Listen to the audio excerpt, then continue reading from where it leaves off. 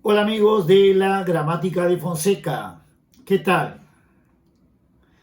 Hoy voy a estar desarrollando las preguntas del curso de lenguaje del examen de admisión de la Universidad Nacional Federico Villarreal realizado el 2021. Pasamos al desarrollo. Sábado 20 de noviembre. Primera pregunta. Dice la coma vocativa. Nos indica en qué alternativa se presenta esa coma. Para ello, primero tengo que explicarte qué es un vocativo. El vocativo es cuando el emisor, o sea, uno está hablando, se dirige a un ser. Ese ser puede ser persona, animal o cosa personificada. A él se le va a denominar vocativo. Y eso lo realizamos todos los días, a cada momento. Por ejemplo, digo, papá, ven un momento. Entonces yo hablé emisor, me dirigí a un receptor. Y ese receptor es el vocativo. Por ejemplo, mi gato, ¿no? Ven, Michifus, ven, Michifus. Entonces me dirigí al animal y Michifus, ¿qué es? Un vocativo. O también puede ser una cosa personificada. Querida patria, ya llegué después de mucho tiempo. Ya llegué, querida patria, después de mucho tiempo. Entonces, querida patria es un vocativo. Entonces, reconociendo bien el vocativo, ahí vamos a explicar lo que es la coma vocativa. Si el vocativo está al inicio de la oración, va una coma. Pero si el vocativo está al medio, va entre comas. Pero si está al final, va precedida de una coma. A ella la vamos a denominar la coma vocativa. Entonces, ¿qué nos dice la ortografía? Se aísla entre comas los sustantivos o grupos nominales que funcionan como vocativos, ¿no? Esto es, que se refieren al interlocutor y se emplean para llamarlo o dirigirse a él de forma explícita. Teniendo ya esa definición, ¿no? Que cuáles son los vocativos, vamos al desarrollo.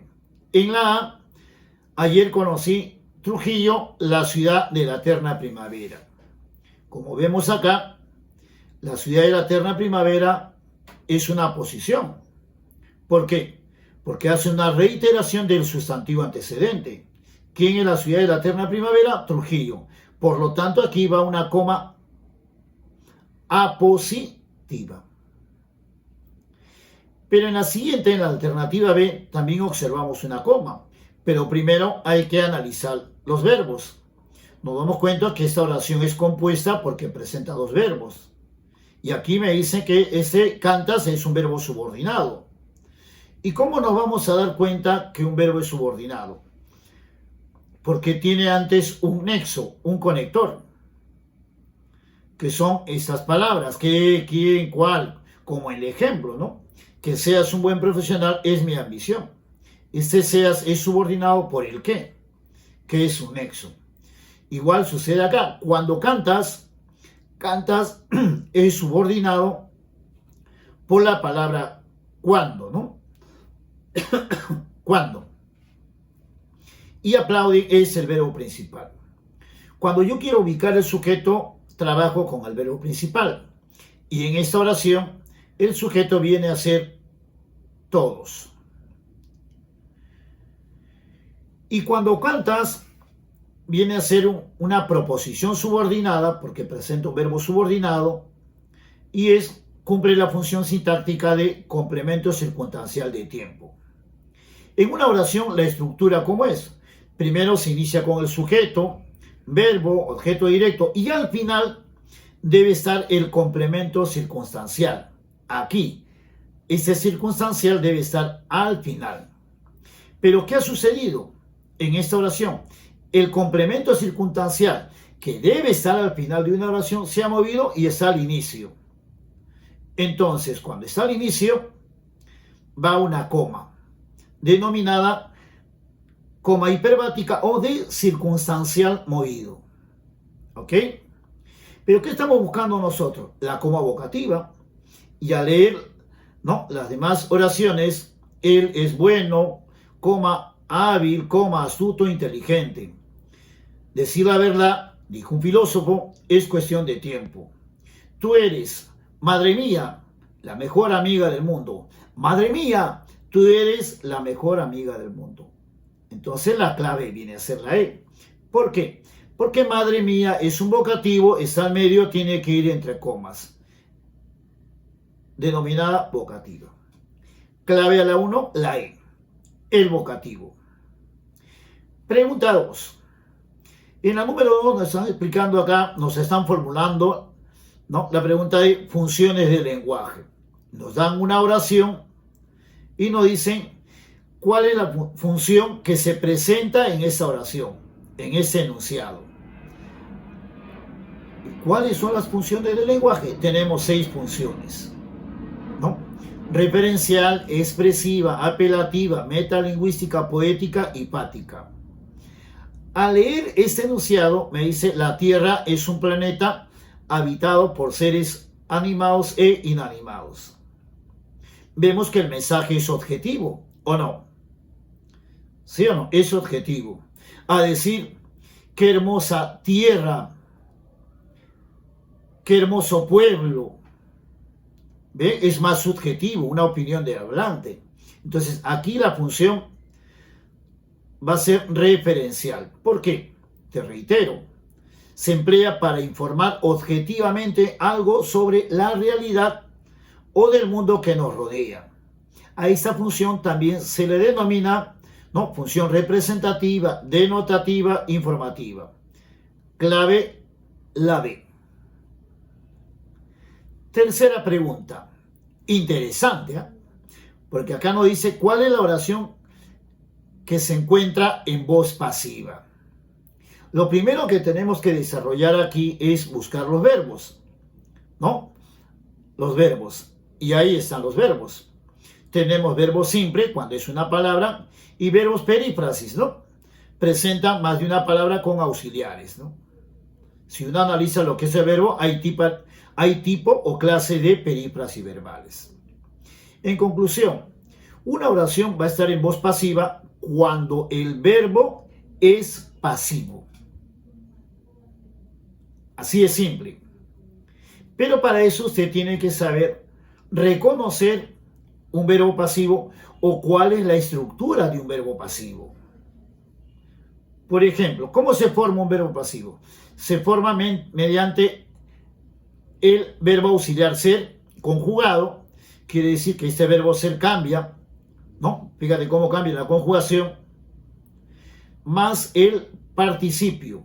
Los participios son aquellos verboides que tienen esta terminación: ado, ada, ido, ida, chotoso, chatasa.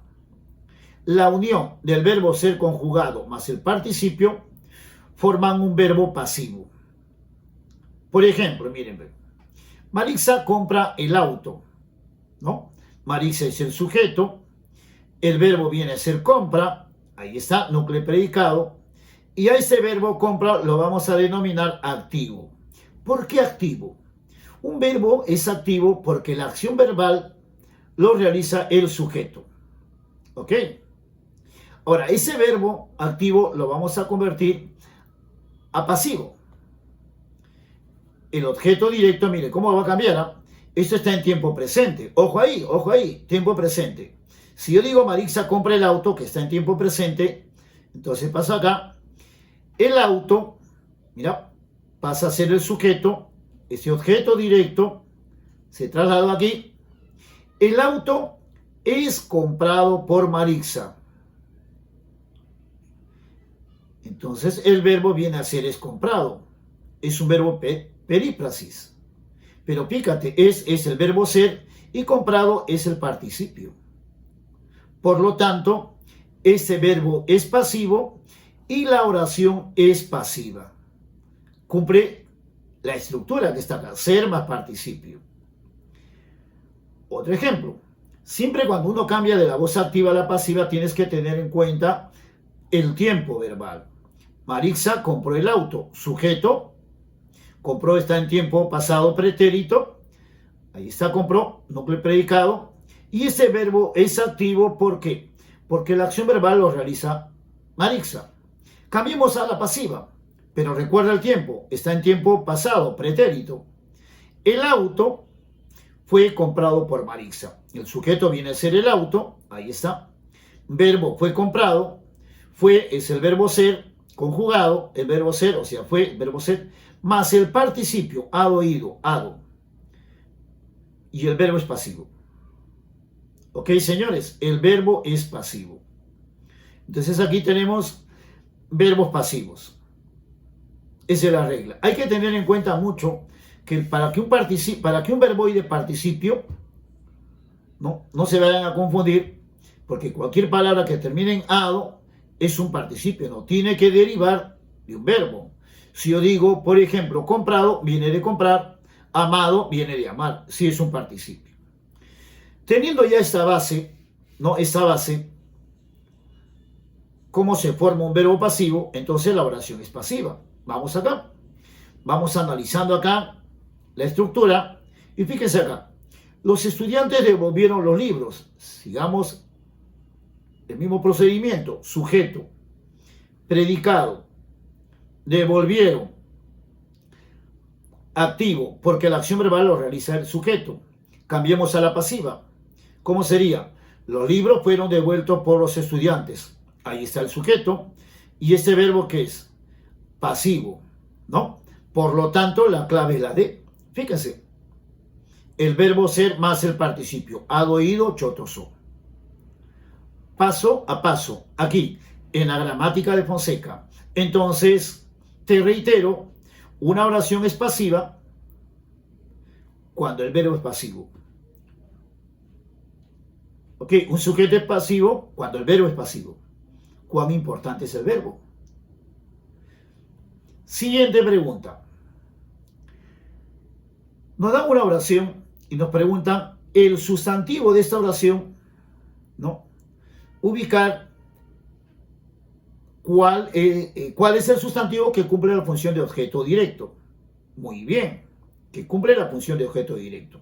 Traslado aquí la oración y para hallar sujeto se pregunta quién es al verbo. Una de las preguntas, ¿no? ¿Quién entregará víveres a los damnificados de la catástrofe? ¿Quién? El presidente del Perú. Sujeto y predicado. Para hallar objeto directo, una de las preguntas es ¿qué es lo que al verbo? Planteo la pregunta, ¿qué es lo que entregará el presidente del Perú? Víveres. Y víveres es el objeto directo. Y víveres es un sustantivo, por lo tanto la clave la C. ¿Ok?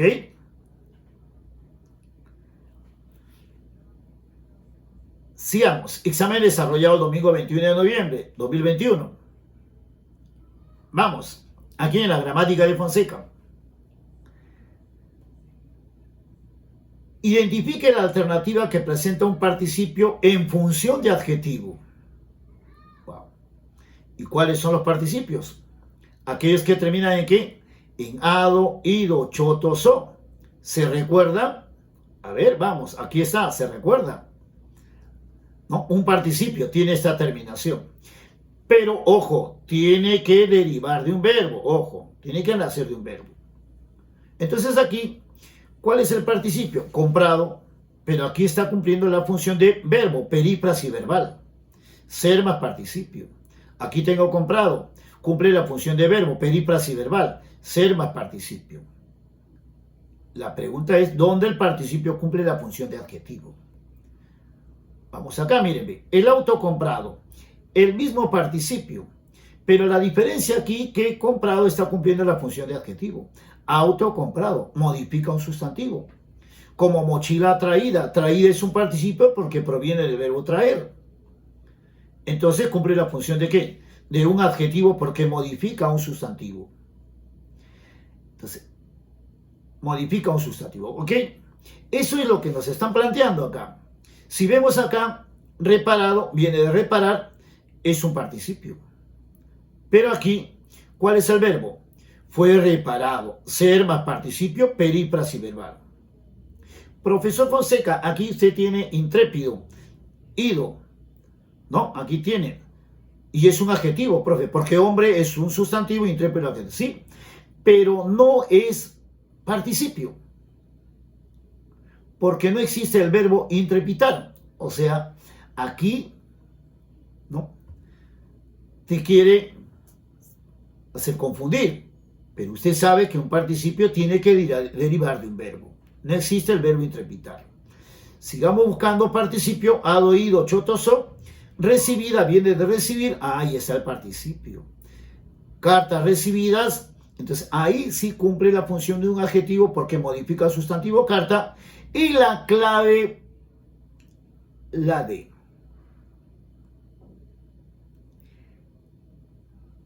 Pregunta 6. Tema morfología. Muy bien.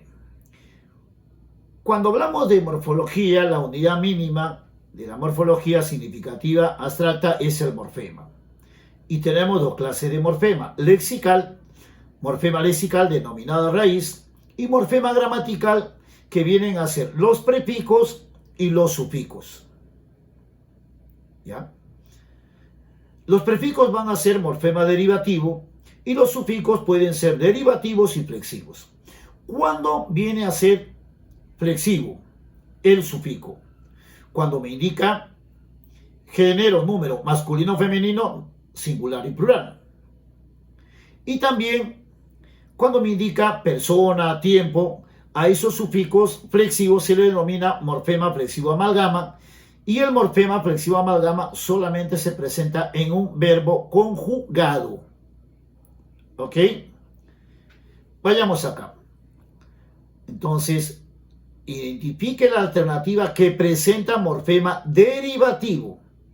Por ejemplo, la primera palabra, peces. Peces, busco la raíz. Pez, pez, peces. Y me doy cuenta acá que cuando yo lo llevo al plural, pez cambia por C. Entonces algunos dirán, profesor Fonseca, la raíz es hasta la E. No. ¿Qué dice la morfología? Lo que busca el cambio, las letras pueden ser diferentes, pero si la pronunciación es igual, en este caso Z y C suenan como S, la raíz avanza hasta la igualdad de la pronunciación. Ahí está la raíz. Y cuando termina en consonante, ¿cómo se forma el plural? Pez, peces.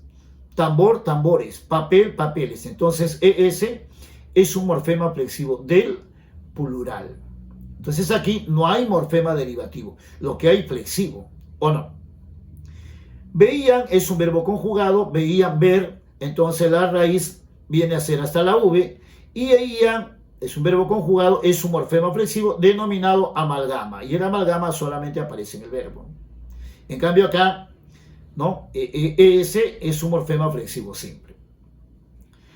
La palabra es joven, el plural de joven es jóvenes, entonces tengo acá la raíz denominado morfema lexical, termina en consonante ES, que viene a ser un morfema flexivo del plural. La palabra aquí es útil, su plural viene a ser útiles, entonces ES es un morfema flexivo del plural. Pero en cambio padrastro viene de padre, ¿no? Y si yo digo padre, padrastro, música, musicastro, estamos ante un sufijo despectivo.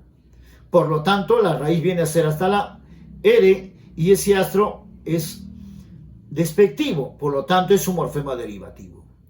Clave. Leo la pregunta, la clave es la E. Sencillo se hace con mi gramática, ¿no, muchachos? Bien, sigamos aquí en la gramática de Fonseca. Pregunta 7. Me dan una oración y me dicen, señale el modo del verbo subordinado.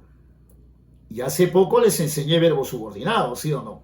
Para que un verbo subordinado antes tiene un nexo, un conector, que es qué, quién, quiénes, cómo, cuándo, sí. ¿No? Ese es un verbo subordinado. Entonces, Pero también a la vez me dicen, si es verbo subordinado, ¿en qué modo está? Muy bien, aquí está la pregunta. Modo. Repasamos qué cosa es un modo. El modo es la actitud del hablante, el modo verbal, ¿no? Cuando el verbo se encuentra en modo subjuntivo, cuando expresa duda, deseo, probabilidad. En cambio, el imperativo es el más sencillo, porque es mandato, ruego, ¿ok? Si yo digo siéntate, es imperativo. Por favor, siéntate, es imperativo. Es el más sencillo, ¿no? Pero el indicativo es aquel verbo cuya actitud del hablante nos expresa un hecho real, nos da una información objetiva. Y les doy un dato, ¿no? A veces tú te puedes confundir entre el subjuntivo y el indicativo, ¿no? Tú te puedes confundir. Cuidado con eso, ¿ya? Porque no debes confundir la significación del verbo, ojo, la significación del verbo, con la actitud que expresa el hablante. Y ahí muchos se confunden. Por ejemplo, dice, Alexa desea un futuro mejor. Bueno, la mayoría dice, profesor Fonseca, ¿desea en qué modo está? Y la mayoría dice, subjuntivo, porque dice desea. ¿No? ¿Está seguro que expresa la actitud es un deseo, la actitud del hablante? No. Entonces, ¿qué hace cuando usted tiene cierta duda? Para asegurarte, usted le antepone, para hacer subjuntivo, le antepone ojalá que. Si tiene sentido, será un subjuntivo. A ver, ojalá que Alexa desea un futuro mejor. ¿Tiene sentido? Te reitero, ojalá que desea un futuro mejor. ¿Tiene sentido? No. Entonces no puede ser subjuntivo. Pero si yo digo, ¿es cierto que Alexa desea un futuro mejor? Entonces ese verbo viene a ser ¿qué? Indicativo. ¿Ok? Clarísimo está aquí el ejemplo. Entonces cuidado con la observación, la nota de la gramática de Fonseca. Y esta, lo que es modo, siempre viene en los exámenes de admisión. Y es ahí el detalle tan importante que te estoy brindando para que usted no pueda equivocarse al momento del desarrollo de un examen. Muy bien, ese es el modo. Pero a la vez me dicen verbo subordinado. Entonces vengo acá, la oración planteada acá. Si atendieras, entenderías mejor el tema. Señores, ¿cuál es el verbo subordinado? Atendieras. ¿Por qué? Por este sí. Y entenderías es el verbo principal. Entonces, ya tengo el verbo subordinado. Ahora me dicen en qué modo se encuentra. Y planteamos ya lo desarrollado. ¿No? ¿Y cómo me sale? ¿Es cierto que? Ojalá que.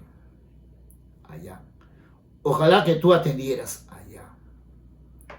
¿Se da cuenta? ¿Y entenderías cómo sería? ¿Sería ojalá que tú entenderías? ¿O es cierto que tú entenderías mejor el tema? Ah, es cierto que. Entonces, el primero está en modo subjuntivo y el segundo indicativo. Por lo tanto, la pregunta está dirigida ¿a quién? Al verbo subordinado. La clave es la C. ¿Cuál es el verbo subordinado? Atendieras. Paso a paso. Aquí, en la gramática de Fonseca. Siguiente pregunta. Identifica la alternativa que presenta objeto directo y complemento circunstancial respectivamente. Cuando me dicen respectivamente, quiere decir en ese orden. Primero objeto directo y luego el complemento circunstancial. Planteamos y me dan la clave, la E. A ver, resuelva. Tengo acá para hallar sujetos, una de las preguntas es ¿quién? Al verbo, ¿no? ¿Quién compró una novela en la librería? ¿No? Usted me dice Rosa. Ese es el sujeto. Compró es el núcleo del predicado. La pregunta para hallar objeto directo es ¿qué es lo que? ¿Qué es lo que compró Rosa en la librería? Una novela, ¿ya? ¿Y dónde compró? En la librería, complemento circunstancial del lugar.